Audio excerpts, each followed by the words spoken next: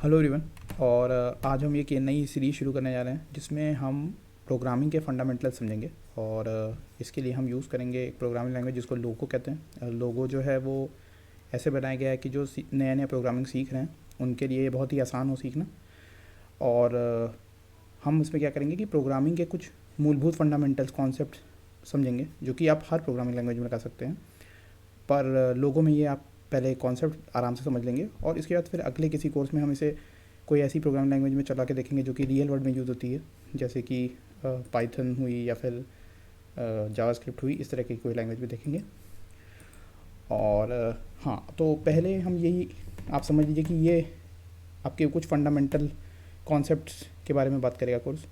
तो जैसे कि आप अगर इंग्लिश सीखने जाते हैं तो पहले आप ABCD सीखते हैं, उसके बाद धीरे वर्ड्स बनाते हैं, फिर सेंटेंसेस बनाते हैं। तो अगर आपको ये बेसिक्स पता है तो आप कैसे भी सेंटेंस बना सकते हैं। तो अभी हम ये नियम और बेसिक्स के बारे में इस कोर्स में सीखेंगे जो कि आप किसी प्रोग्रामिंग लैंग्वेज में सीख सकते हैं, और इसलिए हम लोगों का प्रयोग करेंगे। तो अब हम ये कोर्स शुरू करते हैं। सबसे पहले जो आपको मैं 2-3 कुछ कॉन्सेप्ट हैं जिनके बारे में बताता हूँ, और पहले उनके बारे में आप समझें और फिर हम कुछ रियल लाइफ एग्जांपल्स देखेंगे। तो सबसे पहले एक कॉन्सेप्ट जिसके बारे में बात करूँगा वो है एल्गोरिदम। तो एल्गोरिदम क्या होता है? एल्गोरिदम में आप किसी भी प्लान टास्क को जो है उसको एक कई स्टेप्स के सीक्वेंस के फॉर्म में लिख सकते हैं, है ना।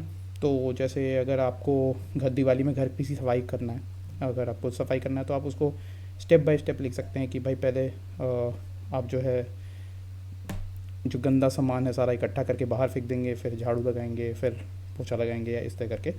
तो एक एक स्टेप के फॉर्म में लिखा जा सकता है। तो जिस भी कार्य को जो है ऐसे प्लान्ड कार्य को ऐसे स्टेप बाय स्टेप लिखा जा सकता है। तो जो स्टेप बाय स्टेप मेथड होता है किसी कार्य को करने का, इसे कहते हैं एल्गोरिदम। और प्रोसेसिंग जो होता है वो एक दूसरा टास्क होता है कि जब आपने एक एल्गोरिदम बना दिया फिर इसको स्टेप बाय स्टेप करना, ये होता है प्रोसेसिंग। अब क्या होता है कि जनरली हम काम करते हैं, बहुत सारी चीज़ें करते रहते हैं रियल वर्ल्ड में जिसमें हम प्लान करते हैं और प्रोसेस करते हैं, दोनों खुद ही करते हैं। तो हम कभी ये नहीं सोचते कि ये दोनों एक्चुअली अलग अलग चीज़ें हैं। बट जब आप प्रोग्रामिंग कर रहे हैं तो आपको इन दोनों को अलग अलग तरह से सोचना पड़ेगा कि एल्गोरिदम कुछ ऐसा है जो कि आप अपने हिसाब से सोच के बना देते हैं, और प्रोसेसिंग आपके लिए कोई दूसरा भी कर सकता है। असली दुनिया में क्या होता है कि हम खुद ही डिसाइड करते हैं कि क्या क्या काम करना है और फिर एक एक करके डिसाइड कर भी लेते हैं। पर कंप्यूटर में आप एल्गोरिदम बनाते हैं पर प्रोसेसिंग करना जो होता है वो कंप्यूटर का काम हो जाता है। तो अब आप इस तरह सोचिए कि जब आप प्लानिंग कर रहे हैं तो जो आपने स्टेप्स बनाए हुए एक एक करके वो क्या हो सकते हैं, उसके बारे में अब हम देखते हैं अगले कुछ वीडियोज़ में इन दोनों वर्ड्स के हिसाब से।